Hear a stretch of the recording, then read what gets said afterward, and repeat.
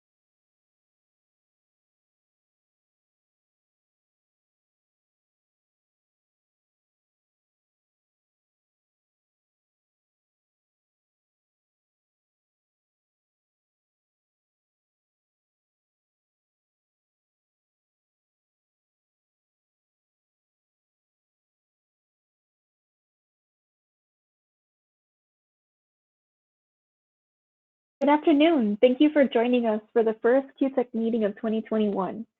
We're going to give everyone just a few more minutes before we go ahead and get started. Thank you.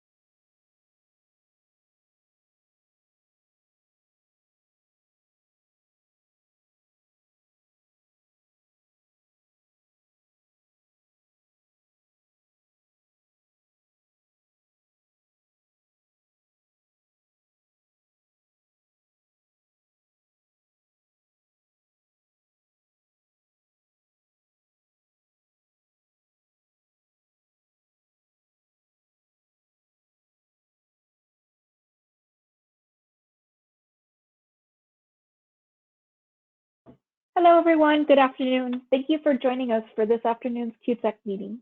We're going to give folks just a couple more minutes to join us for today before we get started.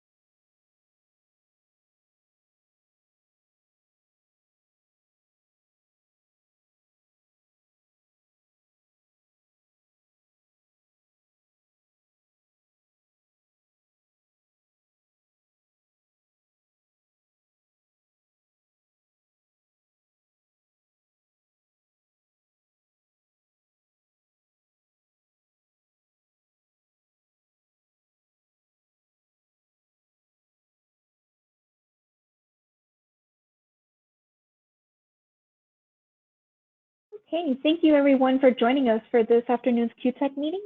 We are about a minute past 3, so we're going to go ahead and get started for today's meeting. So thank you for joining us today and a happy new year. We're happy to see everyone join us today for that first meeting of the year. If we take a look at the agenda for today, we have quite a few things slated for our agenda. We're going to hear today from 2 different health centers who are going to share their insights from both a telehealth implementation for InTouch, which we'll hear from Community Health Centers of Pinellas. And then following that, we will also hear from Family Care Health Centers and their experience in trying to implement a patient engagement tool that helps to support their telehealth workflow, Frisia. So we're excited to hear from both of them. And then after that, we'll hear from our own HIV program coordinator, Kwesi, who will talk a little bit about our focus on HIV. And then from there, we'll transition to Fred Ira, who will talk a little bit about Pcmh success for 2021 and helping us get some tips and tricks on that. Following that, we will talk about just a few QTECH yearly planning items and do some interactive hands-on polling that we do for strategic planning every year. So we're looking forward to that. And then we'll wrap up today's meeting with some key announcements and wrap up. Okay. So I'd like to pass it on to our first Health Center Spotlight with Community Health Centers of Pinellas. So please take it away. Hi, my name is Emily and I am the Electronic Health Records Specialist or EHR Specialist with Community Health Centers of Pinellas. And as I found out, I'm also our Telehealth Specialist. And I'm going to talk a little bit about our implementation to InTouch, which is by currently Teledoc, and their product is called Solo. And so we are now fully implemented on Solo. We're seeing anywhere between 30 to 50 to 70 patients plus a day. Diana, if you want to move to that next slide, I've got some numbers there. And just to give you an idea of what that looks like as a slice of our patient population, we're seeing 750 plus patients a day.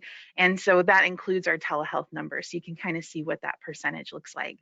We're now fully implemented on Solo for our telehealth. We're doing it in family practice, pediatrics. We're using it for our nutritionists, our behavioral health team, and also dental. So you can do dental and telehealth. And we got them implemented just a few months ago back in November. Next slide. And so we started this journey like most practices when COVID began back in March and April of last year. And in trying to serve the needs of our patients, that looked like a lot of different solutions, whatever we could do to kind of serve our patients. And so that was everything from Zoom to FaceTime in some instances. And then we landed on Doxy.me for a few months.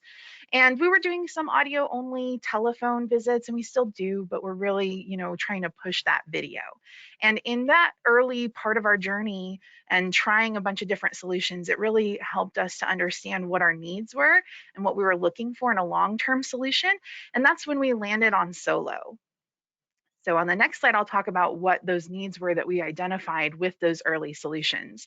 I do want to say that, we haven't used Doxy.me in a long time. So some of these things I'm going to talk about were specific to us, a year ago, and they may have since been, enhanced or addressed with Doxy.me, but I don't know. But this is what kind of led us to our Solo platform. So if you've ever used Doxy.me, you know that you are sending out connection information to the patient kind of at the time that you want to have that appointment.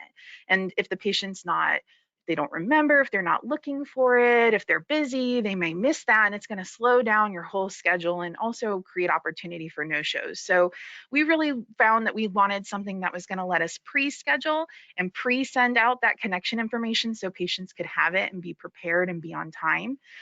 We also found that we needed a solution that was going to let us move patients from practitioner to practitioner between different staff members who may be assisting with telehealth. Another important but Seemingly small thing, but that was really significant for us was the ability to change camera orientation, specifically with regard to our pediatrics. You know, generally mom or dad starts the video in selfie mode, and then they're going to need to, you know, turn that around for their kiddo and use the back camera, and that change in orientation in some platforms will hang up the call. So even though that's seemingly small, it was really significant for us, and we had to ask that question as we were looking for a long-term solution. We also wanted to put a limit on the life of that link. We didn't want patients to be able to come back later and, you know, days later or weeks later start trying to ask questions or get services. So we wanted something that was going to have a very set life cycle. We also, of course, needed something that was secure and HIPAA compliant and something that was accessible for our patients. And that's what led us to Solo. So we began that implementation with what they referred to as their rapid rollout on the next slide. And it was something that was meant to be used very quickly with minimal configuration. It did not have an interface. So we were, and we currently are, double scheduling. We're scheduling once in our EMR, which is Entergy, and then again in Solo. And that has all the problems and complications that you might expect. I am happy to say that we are getting ready to go on to an interface. So hopefully in the next couple months when we schedule in our EMR, it will flow over to Solo. But for now, we are doing that double scheduling. And we also, because of the rapid rollout, didn't have a very sort of guided implementation in terms of designing workflows and getting training. And so we were really on our own with that. And just to kind of stop and give you a little bit of background, I come from the land of implementation. I come from a vendor before I came to my clinic. And I know how important having a very conscious and planned implementation can be to success. So my goal is for the rest of this presentation is to ask you some questions and to give you some insights from our journey that will help you to kind of plan your own implementation. Because for us, we were really kind of figuring that out, you know, on our own and building the plane in flight. So hopefully this will save you some of the troubles that we went through. Next slide.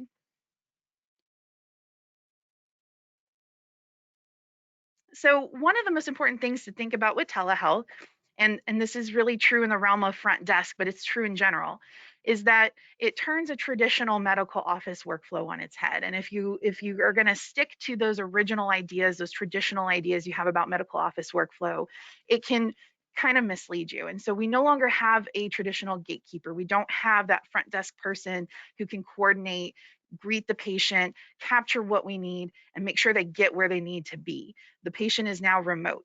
So that manifests in obvious ways, like being able to capture things like scanned IDs and insurance cards, but also in less obvious ways too, like who's going to start the appointment. That wasn't something we really thought about in the beginning, but it became more obvious to us later on. With DoxyMe, we were in control because we were sending that connection information when we were ready. Of course, that meant we had to dedicate a resource to calling that patient, getting them on the phone, making sure they were prepared and they had the link and they were using it at the right time in the right way. And that was a resource and time that we didn't necessarily have to dedicate. So if you don't have a resource to dedicate to that, you may find that you need to look for a solution that's going to let you pre-schedule or pre-send that information like we did with Solo. On the flip side of that, now the ball's on the patient, in the patient's court. So if the patient isn't using that link or starting their appointment on time, you're no longer initiating like we were before. And that has its own challenges, right? You're dependent on the patient. So that's something to consider. Next slide. Another thing to consider is just basic scheduling. We started, again, kind of mimicking traditional scheduling, putting telehealth appointments on provider schedules, just like any old appointment. And we found that it was really difficult for our providers to pivot from telehealth office appointment to telehealth. And so we wound up having to dedicate entire days or weeks for our providers to telehealth. That then created a challenge for our call center who were booking appointments because they never necessarily knew who was going to be on duty for telehealth and when. So we moved to shared schedules, dummy schedules called Family Practice Telehealth 1, 2, 3, 4, 5, Peds Telehealth, 1, 2, 3, and so on. And that allowed us to just put telehealth appointments on schedules without worrying who was on duty. It was also more sustainable for us in terms of the size of our practice because our solution, the way access is assigned, it has to be done for each schedule. So every time you hire someone, you could be sending them to dozens of schedules, and it was really unsustainable. So thinking about having a shared telehealth schedule might be something that's beneficial to you. Next slide. And likewise, on the clinical side of things, we have to think about whether we can dedicate any people to that as well. At our practice, we're short staffed with MAs on a good day. We really don't have MAs to dedicate to telehealth. So we've kept it as minimal as possible. Not all of our telehealth appointments have MAs. Usually it's just appointments that require some kind of action at the end. So our MAs will jump on to the end of a call. The provider will Skype them if they need, for example, a follow-up appointment scheduled or something put in the mail. Um, and so that's the only labor that we can really dedicate to that. But even that little bit requires us to have a solution that, as mentioned, lets you move patients from user to user. And not all telehealth solutions will let you do that. So it's something to look for if that is your plan. Otherwise, if you're not going to have support staff to dedicate to the clinical side of things, you do want to account for how your providers are going to take on additional responsibilities. For example, our providers have to do the check-in, which meant training them to do the check-in, making sure they have permissions to do the check-in, and making sure they knew what to expect with actions and events in Intergy. It also meant for us in some ways cutting out certain parts of the visit. Next slide. And of course, there are obvious considerations with regard to IT. You know, for us, the thing that we realized we needed were screens. Their issued laptops, the providers issued laptops are being consumed by their Citrix and the Intergy. So we had to get some other screen for them to telehealth and see and hear that patient. We had a choice between monitors or some other solution, and we thought the iPads were good for us because they're portable, they don't require a lot of like setup, they're easy for our staff to use. On the flip side of that, that can sometimes make it hard for me when I'm trying to support them because I can't use some of my traditional tools like TeamViewer when they're having a problem on their iPad. We've had to get creative and get flexible. We decided that our providers would be doing telehealth at home. So for me, that's meant meeting providers in random places to support them at times. So thinking about how you're going to support those needs remotely. If you're not going to have your providers at home, like we are, making sure that you have a dedicated space in the office. For us, that really wasn't feasible just due to space. And so if you are going to have them in the office, you do need to find a private, quiet place with a good internet signal for them to be successful. Next slide. And of course, how we're going to support our patients through this new technology is an important thought as well. Whether that means having a dedicated page on your website that has things that they need to know to be prepared, things for troubleshooting, that can maybe you can link that page, that website in through your invites that are going out to patients, or even have a dedicated phone number that they can call if they are trying to get into a session and having problems right then in the minute, and we're trying to avoid a no-show. For us, it just meant looking for a solution that was as simple as possible. No download, no installation, as few clicks as we could manage to make it easy for all of our patients to get into that session. And of course, thinking about the fact that they are not physically present. So if they need to either get something from you or you need to get something to them, that's something to plan for. For us, that meant making sure that our remote MA supporting telehealth had a printer and a box of envelopes and a book of stamps at home. But we also set up a fast track so that if patients needed to come in and just get an injection or have vitals measured, they could pull up to a fast track spot, call a number, and immediately have someone come out and assist them while avoiding the waiting rooms and avoiding having to schedule an appointment. Next slide. Some other considerations that don't really fit into any of those traditional roles that I mentioned is something as simple as sending reminders. We wanted our providers to be able to send reminders on demand if a patient was late or if something changed, maybe the patient's using another device or something. So looking for a solution that makes that simple for your providers so that they can do it in a couple of clicks while they're managing telehealth. Another thing to look for is whether your telehealth solution offers a virtual waiting room to manage patients who are not in session with a provider. That is one of the things that I miss about DoxyMe, is that our providers could see a virtual waiting room while they were in session. They could chat with their patients and manage that waiting room. That's not true with our solo platform. So that's something to look for as you're considering your solutions.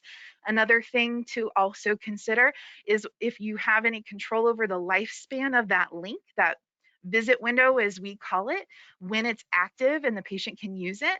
For us, it was really about finding a balance that would give us flexibility, but also wouldn't create an opportunity for patients to be significantly late. We did want to think about the fact that technology sometimes fails and a call sometimes drops. We didn't want that link to expire so quickly that patients couldn't get back in, but we also wanted to make sure that we had some layer of prevention for them to come incredibly late to their appointment. Next slide, please. And finally, I just want to wrap up by talking about some of the benefits that we found with telehealth that we weren't really necessarily expecting going into it. There's the obvious benefit of, limiting exposure to contagious diseases, but beyond that, it's really been great for our patients who need a little more accessibility, patients who have mobility or transportation issues, or patients who can't necessarily afford to take an entire day or half a day off of work. A telehealth appointment really could be done during the lunch hour, and that's been really good for getting our patients in on an emergency basis with quick turnaround in a pinch, getting them seen through telehealth. In addition to that, it's been great for our flexibility for our staff. Our providers and MAs, they have lives and families too, and so they may need to be able to work from home, and telehealth gives them that opportunity. Finally, we have the ability to give specialty care on short notice. So for example, we have smaller locations where we don't necessarily have providers that are of all specialties at those locations. So we may have a patient who presents at a location for primary care, but who needs to be seen by one of our therapists. And so they, with telehealth, can be at that location and in an exam room with one of our tablets and seeing a therapist who isn't necessarily where they are, without having to wait longer or make an appointment or travel anywhere. So it's created a lot of accessibility with regard to our specialties. It's been an interesting journey, but I think it's been really positive for our staff and our patients. Thanks, Emily. A couple of things I just wanted to also add. Emily did a great job, and she's done a great job bringing up our telehealth and keeping it going.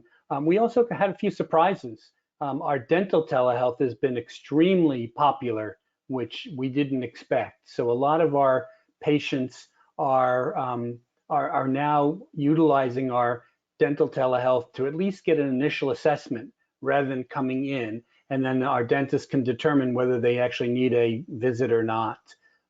We also are now looking to expand the capabilities of our system. As Emily mentioned, we're working right now on an interface.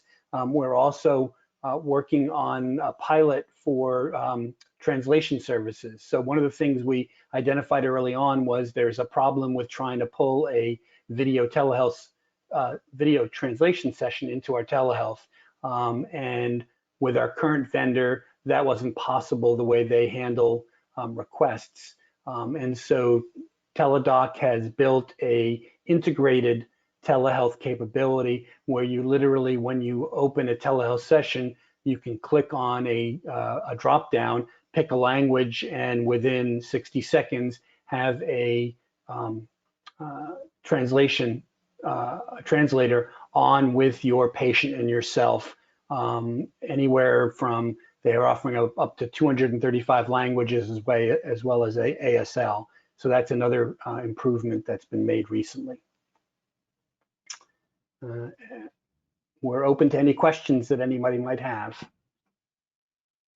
Thank you both so much for your presentation. You both did a fantastic job sharing your kind of nuggets of wisdom going through this telehealth implementation process and truly making it a part of your health center workflow. We do have quite a few questions in the chat, so I'll read off a couple of these. So then let's start out with up top. So the first question we have here is from Priscilla, and she's asking if there are no medical assistants part of the workflow. how do you do the triage part of the visit in terms of capturing kind of basic clinical information in regards to BMI, blood pressure, reason for visit, etc.? We've really had to rely on our providers. We have cut certain things from the visit that we might normally capture, but our medical directors kind of decided, what we couldn't afford to lose. And we just made sure our providers were trained and knew what the expectations were. And that's why I say you do need to ask yourself, if you can't leverage any of your existing staff to help with telehealth, then how are you going to prepare your providers to take on additional responsibilities? Fantastic, thank you. Some other questions we have here include having that dummy or shared telehealth schedule that you described earlier. How do you address continuity of care? So having patients see the same provider as often as they can. I don't think that, telehealth is necessarily going to be the primary way that we treat most of our patients. What we're seeing is that telehealth is good for patients who maybe answer positively on our COVID algorithm, and we don't necessarily want them in the office, or patients who, like I said, have like a specific like transportation or mobility concern, but we are still trying to pull them into our offices. So there is not, I'm just going to be transparent here, there's not a lot of continuity, really any continuity in terms of the telehealth, but they are still hopefully coming into our offices, and that's where that continuity is happening. Yeah, I think to that point, Emily's point, our goal isn't that telehealth is the primary way we're delivering services on a continuing basis with patients, unless there is some outstanding circumstance that requires it. Our telehealth is really more designed for I can't get in right now and I need somebody now, in that kind of vein, because it does create a problem for continuity of care. Fantastic, thank you for sharing. There's some other questions in the chat as well. So someone's asking in reference to the providers working from home on a given day. Is telehealth only done at home? Is there kind of like a mixed schedule in regards to that for providers? It's really done primarily from home for our providers. It's an opportunity to work from home either because they want to or because they need to. We've had providers that were asymptomatic, positive COVID, or that had other concerns like being on bed rest. And so it was a really good option for them. We do have some providers who do it from the office occasionally. As I mentioned, like if they have a routine, like an established patient that has an immediate concern and needs to be squeezed in, they might take a quick telehealth call from their office, but that would be an exception rather than the rule. And it varies by specialty as well. Our behavioral health therapists tend to do telehealth from the office because they're frequently only doing part of the day telehealth and part of the day seeing patients live. In the other cases, we do offer that as really a benefit to the provider that they're able to work from home if they choose to. But any provider that wants to work from the office to do telehealth has that option. It's really up to the provider. Awesome, that's great information. Someone also asked a question in reference to your Tele Dentistry. So they were wondering if you had any sort of peripheral equipment that you use, such as a dental mirror or anything else for any sort of urgent issues. No, we do have, we are doing asymmetric teledentistry from some of our sites where we don't have a dental facility. So a couple of our sites, we are using oral cameras to collect information and pass back to a provider who then can review it and get back to the patient. But from a telehealth perspective, we're only using the typical camera, and we are, as you can imagine, literally having patients, hold the camera up to their mouth if necessary, but we don't have any additional equipment. And my understanding is the goal in that sense is really screening and triage to determine who needs to come in immediately, who can wait, and Correct. so forth. That's great. So then some other questions we have in the chat are in relation to any sort of patient satisfaction surveys. So have you all had an opportunity to conduct any of those around your telehealth service? And if so, can you share a little bit about some of those findings? Actually, we have not. We have some anecdotal responses from our patients, and they universally love the ability to do a telehealth session. Our traditional patient satisfaction survey mechanism was not added to our telehealth because we needed to make a bunch of changes to the way the questions were asked. Our electronic patient satisfaction survey is currently more oriented toward in-office visits. So we are looking at creating a separate patient satisfaction survey for our telehealth visits. But I can tell you that the feedback we've gotten from our patients is not 100%. There are some that just don't take to it, but in general is very positive, that the patients appreciate, particularly in these difficult times, not having to be forced into coming into an office to be able to see a doctor. That's great. Thank you for sharing. So in addition, we have just quite a few other questions here in reference to Solo, the product. So someone's asking if the product itself allows you to have a couple of providers almost pilot it or test it out first, or do some sort of testing sessions. Yes. Yes, you can. They do have some ability to do some piloting and testing. You can have just one person trying it. And they do offer, at least we had a test environment before we moved to production. Perfect. Great to know. And then another question here, I think this one might be our last, would be in reference to, have you noticed any sort of cash collections drop off for self-pay patients? Not specifically related to telehealth. I don't think we've done any kind of specific evaluation of whether telehealth has a higher or lower rate for self-pay.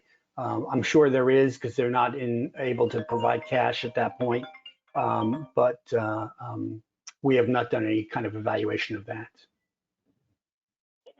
Very cool. And actually, there is one last question here. So it's in reference to the behavioral health piece. So this person's asking in reference to the sessions that they've seen their own experience benefiting behavioral health sessions via telehealth. However, there still seems to be a need for some sort of a physical or social component for behavioral health patients and the groups that they host. Have you had any experience thus far from the behavioral health part and kind of trying to appease both of those needs? Well, we are, our behavioral health therapists are seeing patients in office as well as doing telehealth. It really is up to the patient which they feel more comfortable with, but we are doing a significant amount of telehealth visits. I'd say at least half, if not 2/3 of the behavioral health visits are currently telehealth, and the patients seem to be prefer that in a lot of cases right now and be able to get the help that they need. Our behavioral health therapists also appreciate being able to still reach out to their patients and be able to see their patients, as opposed to some of the audio telehealth that we were doing in the early days of the pandemic. Obviously, being able to see a patient makes a big difference, particularly in a behavioral care situation. So that benefit really is a strong benefit for doing telehealth with behavioral care. That's great. So that was actually the last question we received. Thank you both, Howard and Emily, both very much for your presentation. It was a fantastic opportunity for everyone to hear kind of those insights and maybe some other additional things for them to consider as they implement telehealth as well. So thank you. Thank you. Perfect. So now I think we are going to pass the presentation to another health center spotlight. So with us today, we have a representative from Family Care Health Centers, Caitlin Haggerty, who's going to talk to us a little bit about their Phreesia implementation. So Caitlin, please take it away. Hi, everyone. Thank you, Stephanie, and thank you, Emily and Howard, for that wonderful presentation. Diana, you can go to the next slide. So family care health centers, back at the beginning of the pandemic, had this realization, like a lot of us did, that when we moved to telehealth, we had to have a way to capture our paperwork from the patients, and so we started looking around for options, and we landed on Phreesia. So the reason we picked Phreesia, we'll go into that too, but it wasn't just telehealth that we needed, but we wanted to minimize contact between the registration folks, our front desk folks, and our patients coming in. And so having this pre-visit registration that patients could complete on their own or on an iPad, it just made sense during the pandemic. And before we launched Phreesia, we were having our operations staff call every single patient and do the pre-registration over the phone to minimize our contact when the patients were in the building and get them in and out as quickly as possible. But as you can imagine, that quickly got very labor intensive. It was okay at the beginning of the pandemic because our visit volumes were so low, but as we started increasing our visit volumes, that just became an untenable solution. And like I said, when we had telehealth appointments, our patients were just not completing the paperwork. Another reason that we wanted to move to Phreesia is because we have every January, we did a big push for our patients to complete all of their yearly paperwork, and it just really slowed down our workflow every year, not just this year, not just during 2020 during the pandemic, but every year. It was a huge burden on our operations staff because all of a sudden every single patient had a whole bunch of paperwork to do. So moving to Phreesia helped us address that problem too. Next slide. So I can tell you a little bit about how Phreesia works. It has this appointment hub here that you can kind of see a screenshot of, and they send out appointment reminders and then a link to patients via text or email 3 days before their appointment and then 1 day before their appointment if they don't complete the workflow. And the workflow, you can do customized workflows depending on your appointment type. So for all of our new patients, we have a special workflow. For our BH, we might have a different one, or well woman exams, we include that women's history form. OB patients, you can customize your workflow, that your pre-registration questions that patients see based on the appointment that they're having. So patients can click on that, they fill out the questionnaire, and then it makes the whole check-in process really easy. You just click on you can see on the third row, that green check mark, that you just click that and then the patient's checked in.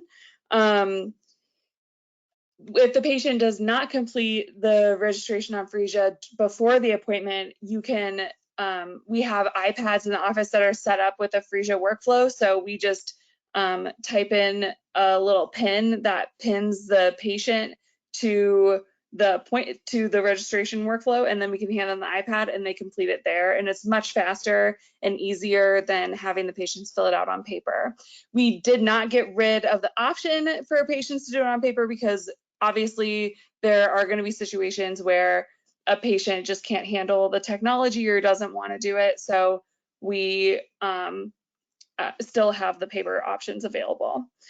Some things we love about Phreesia is that it's available in other languages. We have it right now in Vietnamese, Somali, Spanish, and Arabic, I believe. It's contactless, like we've talked about before. There's also this lovely feature where you can chat with patients. So you can click on a patient and send them a message. Hey, don't forget to fill out your pre-visit planning report, or please message us when you're here, or whatever you decide to use that for. It's really handy, and it sends a message to the patient and they can respond back and forth. It's really intuitive to use. It's very user-friendly. Seeing your appointment statuses and who's coming in for the day, who's completed pre-visit planning. They've got their own eligibility warehouse, so you can check to see if people's insurance are accurate or up to date. And then it also, we have not implemented this yet, but there's a payment module too that it'll tell you right here what the balance and copay is for the patient as well. And the other one last thing that's huge for us is that Phreesia integrates pretty well with Entergy. And so all the demographics, the core demographics that we are asking our patients are all directly integrated into the practice management side of Entergy. And then there are also integrated clinical info. There's a button there's an import button in Entergy that we just click, and it can take some clinical info that the patient input and put it right into the note. And so it doesn't automatically go, so the provider can click which things they'd like to integrate and which things they don't want to integrate, and it's really slick. There's also good analytics and security logs, so you can see if there's a malfunction, you can see what happened and who you need to train more and everything like that. So we've had a really good time with Phreesia so far. Next slide. So this image here is showing what our face sheet, the top of our face sheet looked like before. It's an old face sheet that hadn't been updated in a long time. It's hard to read, so it was hard for the patients to read and hard for us to read. The patient's handwriting sometimes, it's small boxes, just pretty messy. And now at the bottom, that's what it looks like in Phreesia. Even the things that don't integrate directly into the patient's chart are put in images automatically with the same label that they've always been labeled. So it's easy to find. And actually, even for the patients that have said, no, I don't want to use Phreesia electronically, we've started printing out blank versions of this little face sheet here at the bottom. And that makes it easier, even if the patients are completing that on paper, it makes it easier to read. So we've had really good success with patient satisfaction. Almost in the first week that we implemented, we had a 90% patient satisfaction rate. I think it's in the mid 80s now. And we had really good initial uptake. We'll talk a little bit more about the current analytics later on, but we right away had good uptake with our patients. So that's been wonderful. Next slide.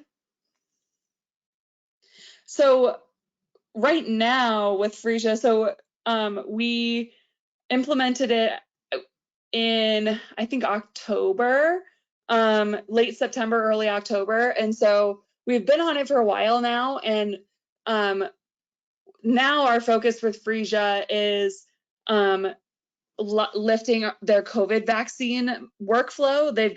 Phreesia just rolled out a whole module to address the COVID vaccines. And one thing that we are implementing this week is that they have a wait list function. So we're going to put a link on our website. Patients can fill out this appointment request form, and it goes into Phreesia in an appointments hub. So basically our staff will be able to go into that hub and call patients to get them on the schedule to receive a COVID vaccine. Phreesia also has a self-scheduling option, but that's not something Family Care did, but that's available if you're interested in that. And when you do schedule a patient for a vaccine, they have specific questions based on the CDC guidelines that they ask during the intake. So it's those questions: have you been diagnosed with COVID before? Have you received a vaccine before? Are you pregnant? Have you had a serious anaphylaxis reaction before to a vaccine? So all those questions that the CDC says that you should ask before administering the COVID vaccine get asked automatically during the Phreesia intake form for the COVID vaccines, and those automatically go into imaging in the EHR, so they're there for the nurses or providers to reference. They also have extra education about how important it is to get the second dose and how safe the vaccine is, and some extra education on that. And they also have a patient broadcasting feature where every patient that you've had enter data into Phreesia can receive a message letting them know that this wait list is available, and they can click the link and fill out the form to get on the wait list. Next slide. So some challenges we had, we did have a little bit of misunderstandings at the front desk. It was a little bit hard to get it completely implemented. I mean, because of the pandemic, we didn't have anybody come on site to train us on Phreesia, but they were really great. After we had that initial trouble, they ended up recording a training showing instructions on how to work through the check-in process in Phreesia. And so even though we had a little bit of turnover during the implementation and we had some front desk people not totally understand what Phreesia was and what it was for, we were able to address that. Phreesia did a good job of helping us. One thing that I would recommend for anybody else implementing Phreesia is to make sure that you have the right people in the room right at the beginning, because we had an implementation team that included the department heads for operations, but we didn't actually have the front desk manager in the room when we were learning about the software right away. And so we should have had her included from the very beginning, because there was just a complete, initially they were checking patients in on Phreesia and checking patients in on Entergy, and sometimes having the patients fill out paperwork on paper even though they had already completed the Phreesia workflow. So there's just a total lack of understanding of what Phreesia was, and so that was our fault for not including the right people in on the training initially. So make sure that you have the right people in the room. And then the other challenge that we're having, and we're still having this challenge, is that Phreesia has a capability of automatically sending telehealth links to your patients if they're booked for a telehealth appointment. We're using Doxy.me for telehealth mostly, but we are not able to take advantage of that automatic distribution because our non-English speaking patients are using a different platform, because our translator, the company that we're contracted with to do translating for us, is using Zoom. And so that is not compatible. And there are other situations where sending a link out wouldn't have been appropriate. So we weren't able to take advantage of the automatic distribution. And then the other initial challenge we had is that our Wi-Fi in the office lobby wasn't very good. And so before we got the iPads, we were having patients get a text on their phone while they were in the clinic to fill out the Phreesia workflow on their phones. But our guest Wi-Fi was too slow for that, and sometimes it didn't get to the patient. And so we switched to having iPads that were connected to our internal Wi-Fi, and that has worked a lot better. We are still waiting on a couple of translations. We're waiting on Bosnian, and I guess we are still waiting on Somali, but we have Vietnamese, Spanish, and Arabic right now, which is great for our patients. Next slide. I think that's it, actually. Oh, no, I do have one more slide. So this is just a snapshot of Phreesia gave us a little insight into the hours and resources that we've saved by switching to Phreesia. We had our new patient registration time decrease by almost 11 minutes, which is wonderful. We also had almost nobody completing pre-visit. We used to mail out to all of our new patients the new patient packet with all their paperwork, and I would say basically 0% of the new patients filled that out, and now we're up to about 30% of our patients filling it out before they get here, which just helps us tremendously. Overall, we have a 60% utilization rate, which is about average for community health centers, and most of that utilization comes from people filling it out in the office, not filling it out over the phone beforehand, but that's still wonderful that we've got 60% utilization.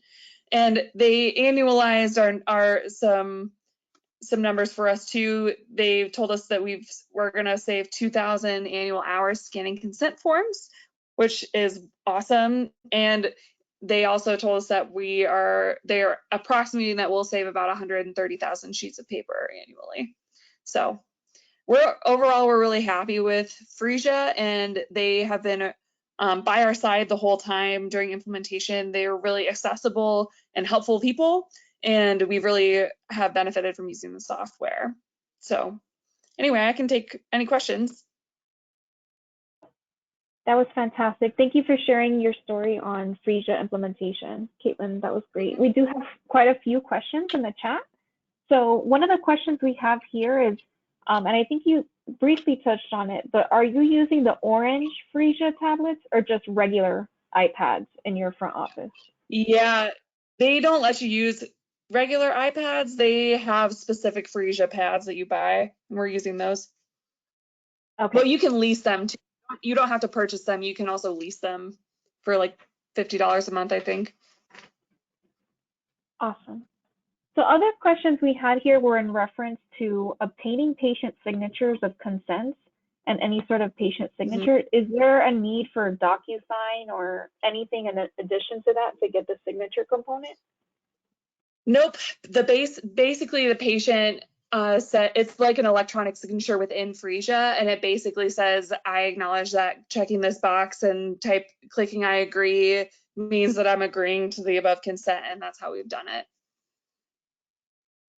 Awesome. Someone else was also asking about the ability to do broadcast messaging. Is that something that exists from Phreesia? I think you said something about the language being a component. Yeah, so the language, so if I'm understanding right, you can broadcast out to patients that have entered data into Phreesia. So it won't get to 100% of your patients. It's whoever has used Phreesia, that's who the messages will go to if you use that broadcast feature. And Phreesia doesn't translate that automatically. They translate their part of the workflow, but we have to translate our policies and procedures that we put in the workflow, that they basically copy and paste and put it in there. And then also that would also apply for the broadcast, that Phreesia wouldn't translate those. You'd have to do that yourself. Great. I don't know if that answered it. Yes, I think that answered that question. Some other questions were in reference to insurance verification. So does it also verify dental insurance? So have you been able to use this for your dental appointments as well? That's a great question. Unfortunately, Phreesia does integrate. We are not using it for our dental appointments. I think Phreesia integrates with Dentrix, but we decided not. Actually, I'm going to take that back. Phreesia does not integrate with Dentrix, and so we decided to not mess with trying to get dental onto Phreesia. We don't. They've got a really robust recall system and scheduling all on their own, and so they are utilizing a different patient contact. They're using Solution Reach to get a hold of their patients and do recalls with them, and so we decided to not open that can of worms for getting Phreesia integrated with our dental appointments. That's great. So other questions we have here include in reference to a consent to text messages. So do your patients get a consent for the text messages after your initial Phreesia invite goes out? So I believe they can respond to the text or email to say they want to opt out, and that's how we're handling that. Perfect. So it looks like those are all the questions we had listed in here. So thank you again, Caitlin, for your presentation. That was fantastic insight in terms of Phreesia and how it's helped your process at the health center. So thank you for sharing. No problem. Thank you. Great. So then now I'm going to pass it to Kwesi, who is our HIV program coordinator, and he's going to talk to us a little bit today about our HIV focus. Good afternoon, everyone. As you just heard, my name is Kwesi, and I'm the HIV Program Coordinator here at HCN, and I will be working to help y'all through our focus grant. And if you can move to the next slide, please, Stephanie. Just to give a brief overview of what the focus program is. Focus stands for on the front line of communities in the United States. And basically, we partnered with Gilead to help community health centers by standardizing and advancing routine screenings and diagnosis for HIV, assisting our community health centers in connecting individuals to care, and to train and educate our member clinicians on HIV best practices. Next slide, please. So there are a series of steps that would definitely would definitely be of a benefit to each of our members. The first one is working with our health care, our health centers to have easier or better access to fourth generation testing by helping to reduce costs with labs so that we can provide these tests to every individual that may need one through the health center, and also through electronic medical record modifications, some of which include, of course, health reminders, helping to alert providers whenever they are presented with an individual that may need to get tested for HIV, and also just to alert again whenever there's time for a retest. Also, help to identify if there's a person that may be a good candidate, for example, for PrEP. We just worked through creating a PrEP reminder that should be released at the end of this month, and also enhancing our PA dashboard reporting system, so that way we will be able to provide feedback on how well each health center is doing in their efforts to help end the HIV epidemic. Next slide, please. We're also working to systematic changing some of the organization's practices, one of which is creating opt-out testing and making HIV testing a standard of care. So by doing so, we're really hoping that HIV testing will be seen as just any other test, and also reduce, which would of course reduce the stigma around testing for our clients that come in. And we'll talk a little bit more about that as we get towards the end of my little presentation here. But there's that, and then the next step is providing our health centers with an HIV toolkit, which will contain standardized network-wide policies and procedures for HIV screening in the general population and linkage to care. Next slide, please. We're also working with the Department of Health to provide education and quality improvement. The education that we'll be providing to our health centers will definitely help us to be at the forefront of any new best practices or any new policies or information in general regarding HIV care, so that we can definitely give the best possible care to each client that comes in to us in terms of for HIV services. And finally, Linkage to Care. We're in the process of hiring a full-time employee to assist the health centers with connecting newly diagnosed HIV clients to HIV care as soon as possible, hopefully within the same day of diagnosis. We're trying to eliminate any barrier that may exist so that these clients are seen in a timely manner. Next slide, please. So what we've done in the past, recently we had a wonderful webinar on World AIDS Day. It was hosted by Care Resource. Shout out to Care Resource. Thank you guys for the work you did. We had 45 attendees, and it was a discussion around focus and ending the HIV epidemic. During the presentation, you can move to the next slide.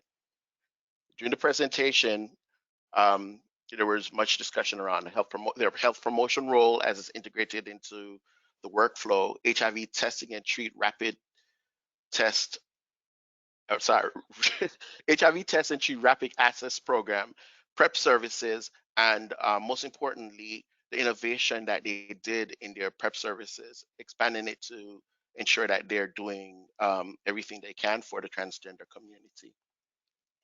Lastly, I would like to bring attention to National Black HIV/AIDS Awareness Day, which will be on February 7th. This day pretty much came about to bring to highlight the devastation that the Black community, HIV community, has experienced since the beginning of the epidemic. Next slide, please. The beginning of the epidemic. So, in response to that, we've created this fact sheet that we're hoping that each member, each HCM member, will be able to promote on your various media platform to your clients or just to anyone else that's interested in learning or knowing how the community is affected. Just a bit of information of what's on here. So we want to highlight that 1 in 7 Black person living with HIV is unaware of their HIV status. And we believe that these individuals may be whom are driving the new infections in that community. Almost half of the new infections are among men who have sex with men, and 92% of the new HIV cases among Black and African American women is due to heterosexual contact. Stigma regarding HIV is still a huge barrier to testing and treatment. As we already know, there's a long history of people of Black and African American descent being afraid of healthcare institutions. And some of this actually trickled into HIV. There's a fear of taking medication, for example, for PrEP, or even just going in to get tested. So we have to do our part in just making sure that we are being empathetic for those individuals that come in and making sure that we eliminate any stigma that may exist inside our own organization. And finally, what we're doing, or what we can do, is what we've been pushing through with these 4 pillars of the ending HIV/AIDS epidemic initiative, which is to diagnose as many people as possible, treat people with HIV rapidly and effectively to reach a sustained viral suppression level, prevent new HIV transmissions by using proven interventions, including pre-exposure prophylaxis and syringe services, and finally, respond quickly to potential HIV outbreaks to get needed prevention and treatment services to people who need them. Thank you very much for your time. And if you have any questions, I am available by email, or you can ask here.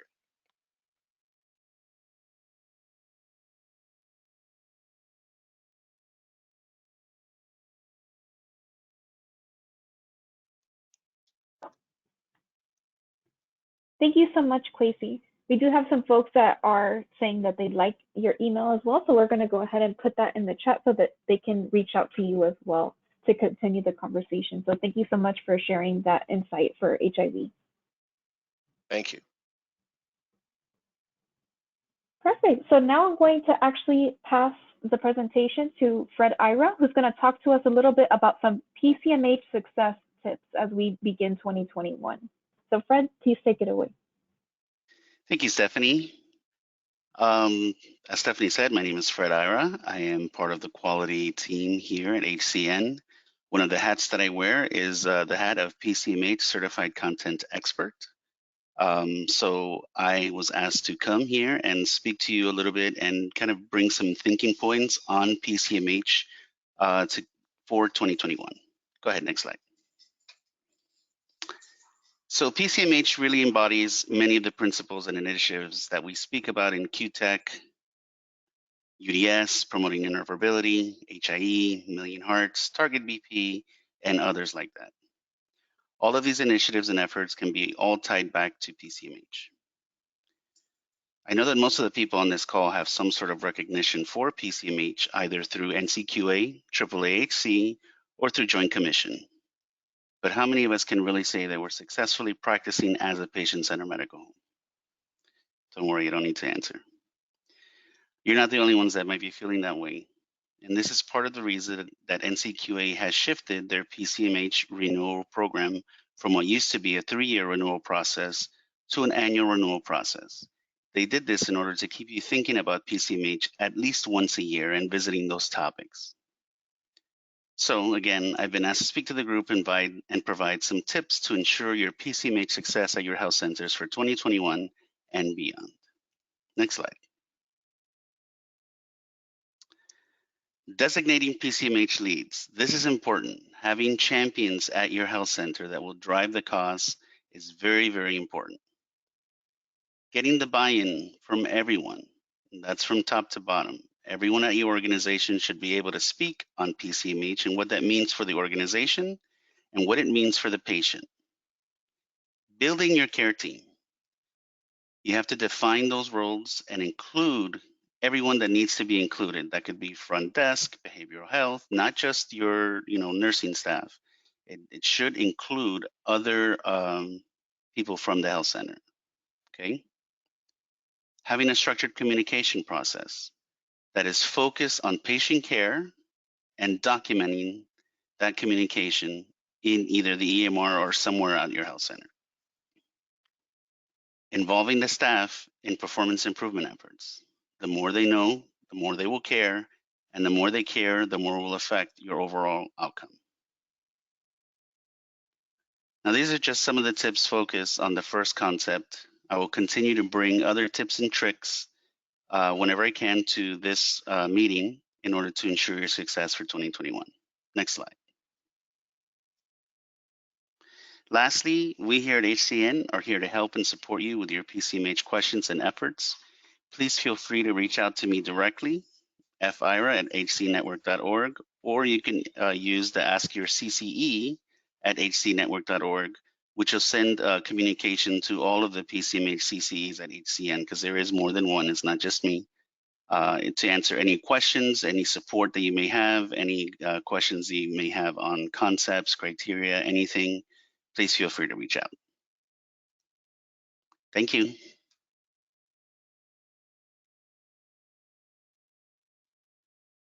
That was great. Thank you so much, Fred, for your insight on that. And we're looking forward to having you join us for some of the future QTECH meetings as well and sharing some insight for PCMH. So thank you for sharing. We're going to go ahead and now just review some QTECH updates and take a look at some of the interactive polling we have set for today. So if we can advance to the next slide. Perfect. So on the screen right now on the slide, we're showing a QR code. So if you have your mobile phone handy, you can just go ahead and put it to the screen as if you were going to take a picture. And by doing that, that should launch the QR code that'll lead you to the 2021 Annual Strategic Planning. So just some background on this. Every year, we'd like to take an opportunity with all of our different clinical engagement forums that we have at the network and get your insight and feedback in terms of what are key focus areas that we need to look into for our QTECH programming throughout the year. So this information really helps us to drive insight on building the agenda around certain topics, any key areas of focus that you'd like to hear more about during QTECH. So we just ask that you participate in this and take the QR code, get in and see if you can give us some of your feedback on that. I think I'm going to also put a link to that in the chat so you guys can access it that way too from your computer. Let me pull that up.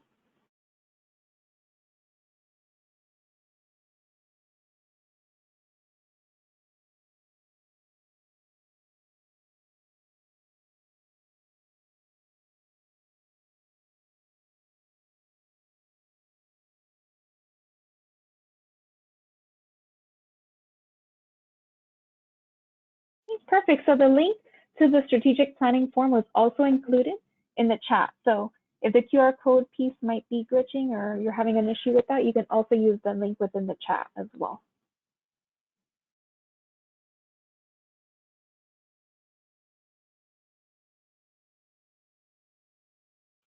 Diana, if you want to go ahead and we can switch to just the view of the actual strategic planning form.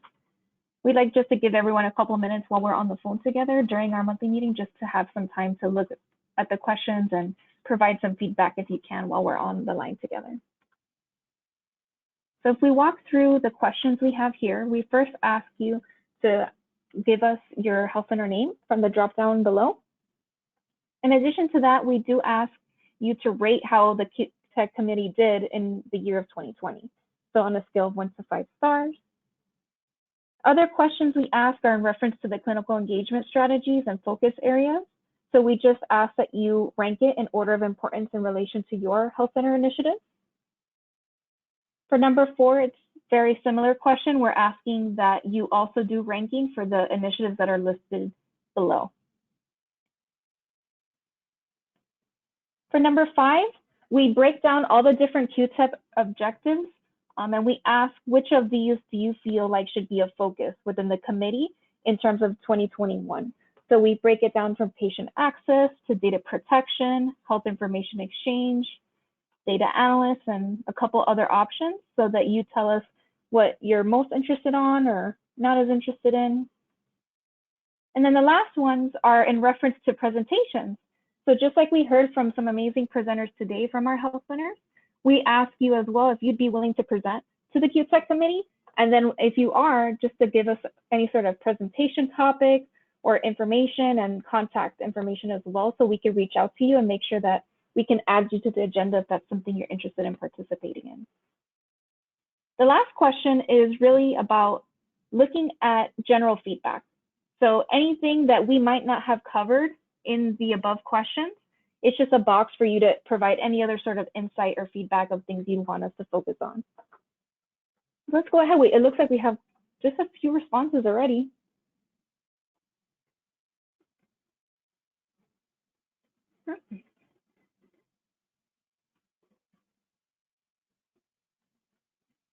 Okay, so we have about 4 responses so far, now 5, so it'll be refreshing as more folks respond. So about 4.8 average rating on the committee of last year. That's great to hear, fantastic.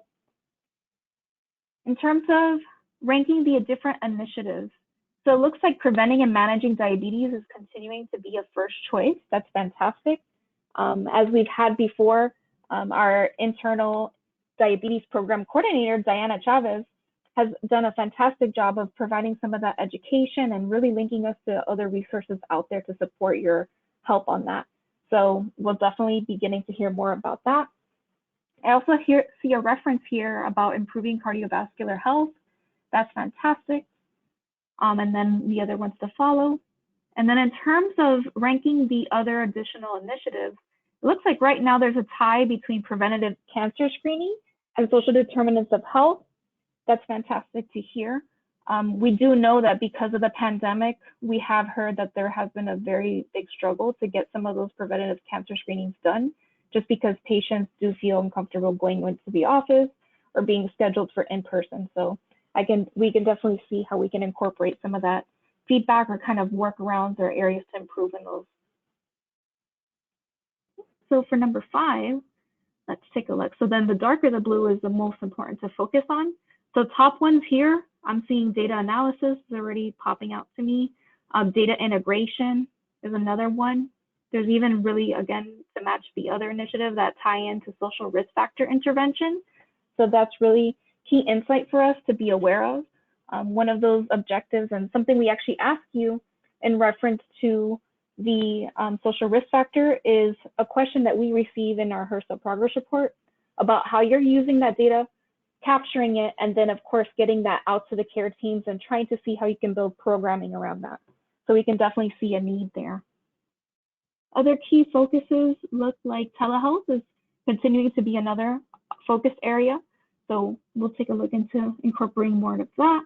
And we have quite a few folks that are willing to present. So that's really exciting stuff. And we'll take a look at some of those responses in terms of a presentation topic, or anything, so that you can join us as well as the Health Center Spotlight. Great.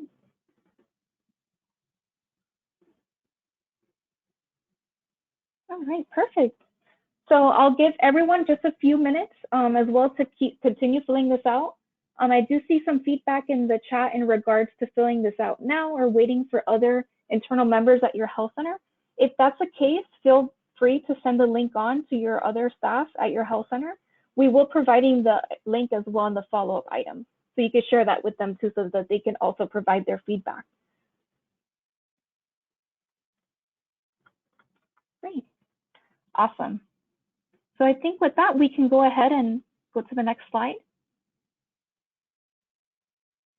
Perfect.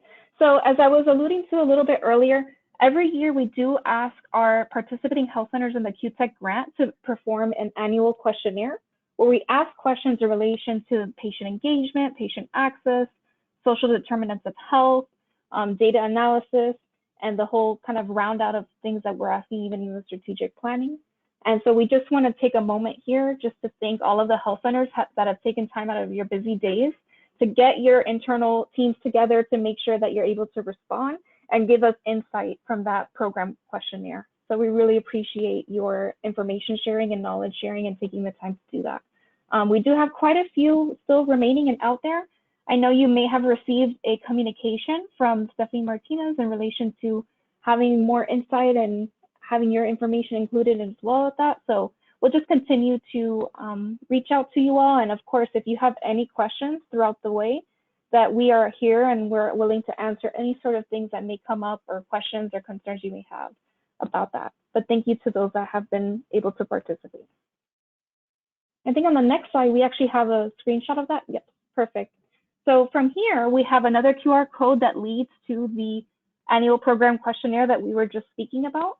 So if you go to that link, you're actually able to access a PDF document version of the questionnaire so that you can have a PDF version in the case that you may need to engage some other key staff at your health center for those questions that maybe are more related to cybersecurity, and that may be an IT team versus clinical information, and that may be a separate team.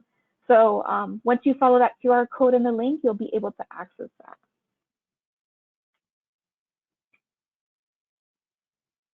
Perfect. So then we'll round out the rest of our meeting today with each other with some key announcements. We are hosting a Session 13 COVID webinar series in relation to COVID-19 vaccine confidence.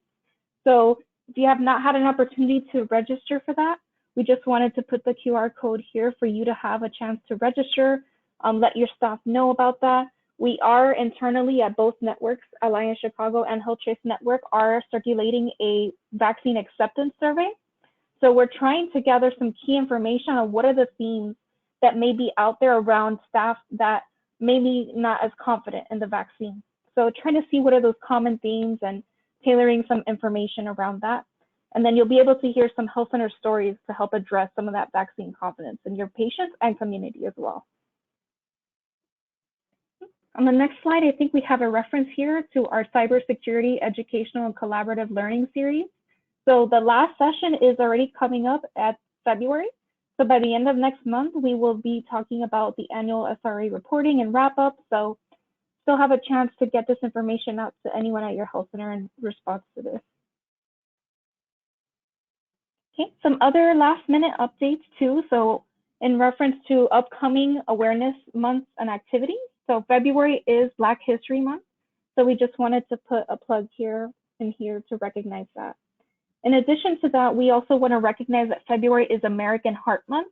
So the theme this year is around hashtag or # our hearts. So our hearts are healthier together. So we will have some communication and some social media kind of information that we will be sharing at the network level with you all in reference to how you can honor American Heart Month and participate in this program. Okay. And with that, our next meeting will be taking place on February 25th. So thank you for taking the time this afternoon to meet, and we will be in touch. So have a great rest of your day. Take care.